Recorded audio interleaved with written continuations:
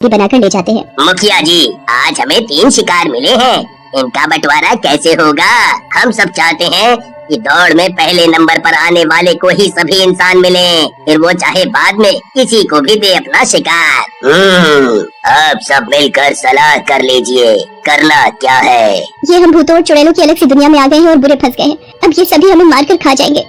बच्ची के सामने ये मरने की बातें मत करो, वो डर जाएगी।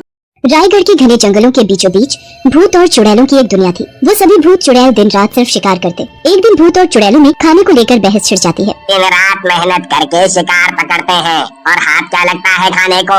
एक छोटा सा टुकड़ा। वो छोटा सा टुकड़ा तो हमारे दांतों में ही अटक जाता है, पेट भरने की तो दूर की बात है। पर हमारे हाथ जो शिकार लगता है वो भी तो हम मिल बांट कर ही खाते हैं, और ये परंपरा तो सालों से ही चली आ रही है। मैं नहीं मानता ऐसी परंपरा को। आज के बाद मैं अपना शिकार किसी को नहीं दूंगा, उसे मैं अकेला ही खाऊंगा। तुम ही क्यों अकेले खाओगे? हम भी फिर अकेले ही खाएंगे, किसी दूसरे को नहीं देंगे। चुड़ैल और भूतों में शिकार को लेकर बहस छिड़ जाती है। बहस भूतों और चुड़ैलों के मुखिया तक पहुंचती है। अब आप ही बताइए मुखिया जी, और इस बात का हल निकालिए। बड़े ही सोच विचार के बाद हमने ये फैसला लिया है कि किसी को भी कोई भी शिकार मिलेगा, या जानवर या फिर इंसान, उसे हमारे पास लाया जाएगा। उसके बाद हम एक दौड़ रखेंगे भूतों और चुड़ैलों की। उस दौड़ में जो जीतेगा वो पूरे के पूरे शिकार का हकदार होगा, उसे वो अकेला ही खा सकता है। रात का वक्त था।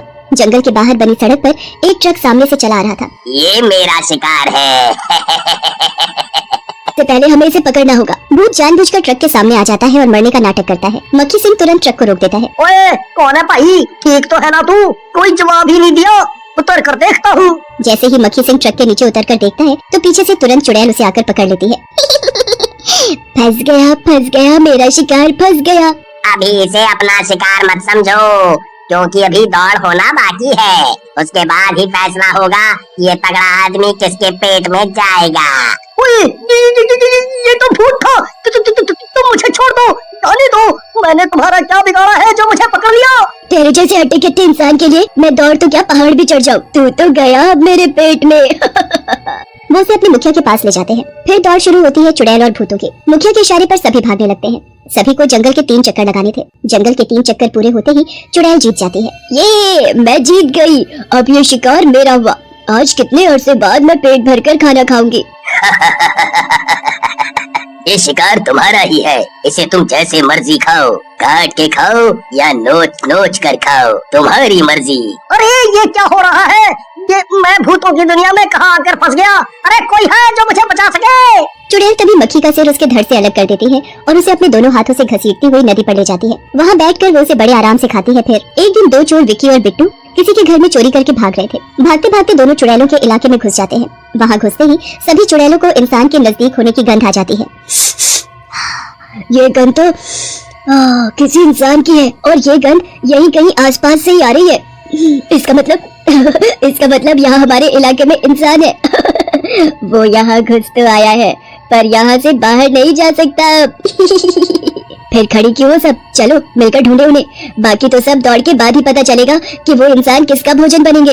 सभी चुड़ैलें हंसती हुई उन इंसानों को ढूंढने लगती हैं जिनकी उन्हें गंध आ रही थी। वहाँ दोनों चोर थक कर एक पेड़ के नीचे बैठ जाते हैं।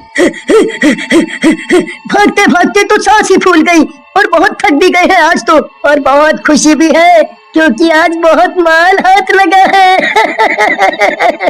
पर ये मत भूल जाना कि इसमें हम दोनों का बराबर बराबर का हिस्सा है, आधा तेरा और आधा मेरा। हाँ याद है, अभी रात बहुत हो चुकी है, सुबह होते ही हम दोनों इस लूटे हुए माल का आधा आधा बंटवारा कर लेंगे। तभी चुड़ैल पीछे से बोल पड़ती है, बंटवारा तो हम भी करेंगे, वो भी तुम्हारा आधा आधा। आज तो बहुत ही खुशी की बात है, आज एक नहीं 2 शिकार जो हाथ लगे हैं। ये हम कहाँ आकर फंस गए? यहाँ तो चारों तरफ चुड़ैल ही चुड़ैल है, इन्हें देखकर तो मुझे चक्कर सा आ रहा है। इतना बोलते ही विक्की बेहोश होकर नीचे गिर जाता है। विक्की उठो उठो, क्या हुआ तुम्हें? उठो जल्दी यहाँ से और भागो, नहीं तो ये चुड़ैल हमें मार देंगी। यार तू उठता क्यों नहीं? क्या हुआ तुझे? हमें देखकर शायद बेहोश हो गया है। तुम फिक्र मत करो, क्योंकि हमें इससे कोई दिक्कत नहीं है। हम इंसानों को जैसे मर्जी खा सकती है और तुम लोगों पर तो मैं मिर्च मसाला लगाकर खाऊंगी। सपने से बाहर आओ क्योंकि हम भी यहाँ खड़ी हैं। इन दोनों को मुखिया के पास ले चलो, उसके बाद ही पता चलेगा ये किसका भोजन बनेंगे। ये तुम सब क्या बोल रही हो? मेरी तो कुछ समझ में नहीं आ रहा। विक्की, विक्की उठो जल्दी। हे भगवान, हम किस मुसीबत में फंस गए, बचा ले हमें। सभी चुड़ैलें मिलकर उन दोनों के हाथ पैर पकड़कर मुखिया के पास ले जाती हैं। हमेशा की तरह मुखिया दौड़ आयोजित करता है। यहाँ दौड़ शुरू हुई, वहाँ विक्की होश में आ जाता है। उसके होश में आते ही बिट्टू उसे सब बता देता है जो उसके पीछे हुआ। हम दोनों को इतनी कस के बांधा हुआ है कि निकलना तो मुश्किल, यहाँ से सांस भी नहीं ली जा रही। अब कोई फायदा नहीं, मरने के बाद हम भी इन लोगों की तरह ही भूत बन जाएंगे, इनकी टीम में शामिल हो जाएंगे, फिर हम भी ऐसे ही इंसानों को मार कर खाएंगे। तभी दौड़ पूरी हो जाती है। पहले नंबर पर आने वाले भूत को हट्टा कट्टा और दूसरे नंबर पर आने वाले को दूसरा आदमी मिलता है। दोनों भूत विक्की और बिट्टू को अपनी गोद में उठाते हैं और उसे अपने साथ ले जाते हैं खाने के लिए। कुछ दिन बाद जंगल से सटे सड़क पर एक परिवार अपनी गाड़ी में सवार होकर अपने रिश्तेदार की शादी में जा रहा होता है। गाड़ी महेश चला रहा था और पीछे उसकी पत्नी गीता और बेटी दिया बैठे थे। तभी भूत पीछे से उनकी गाड़ी को रोक देता है। ये गाड़ी अभी तक तो ठीक थी, अचानक कैसे क्या हुआ? अब गाड़ी रुकी है तो कुछ तो खराबी होगी है ना, आप एक बार उतर कर देखिए। महेश गाड़ी से बाहर निकल कर देखता है। आगे देखा सब ठीक, फिर जैसे ही पीछे देखा तो भूत को देखते ही उसकी चीख निकल जाती है। भूत, वहाँ भूत है। जल्दी चलो यहाँ से। अब तुम यहाँ से नहीं जा सकते। भूत अपने साथियों को बुला लेता है, फिर सभी उन्हें बंदी बनाकर ले जाते हैं। मुखिया जी, आज हमें 3 शिकार मिले हैं, इनका बंटवारा कैसे होगा?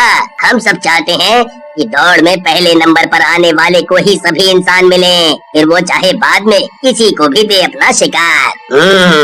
अब सब मिलकर सलाह कर लीजिए, करना क्या है?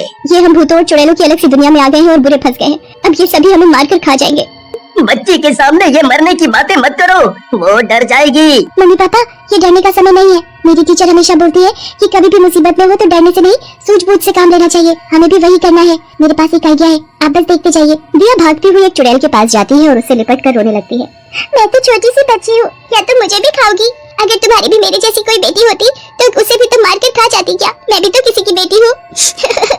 दिया को देख चुड़ैल की आंखें भर आती हैं। तुमने सही कहा, तुम्हारी जैसी मेरी भी एक बेटी थी। वो जिंदा है पर कहाँ है मुझे कुछ नहीं पता, पर वो बिल्कुल तुम्हारे जितनी ही बड़ी होगी। बेटी एक बात बोलूं, जो हमारे मुखिया है और वो जो संदूक पर बैठते हैं उसके अंदर हम सभी चुड़ैलों और भूतों की आत्माएं बंद है। तुम चुपचाप जाकर उस संदूक को खोल दो, उसके खुलते ही हम सभी को मुक्ति मिल जाएगी और हम सभी गायब हो जाएंगे। दिया बिल्कुल वैसा ही करती है।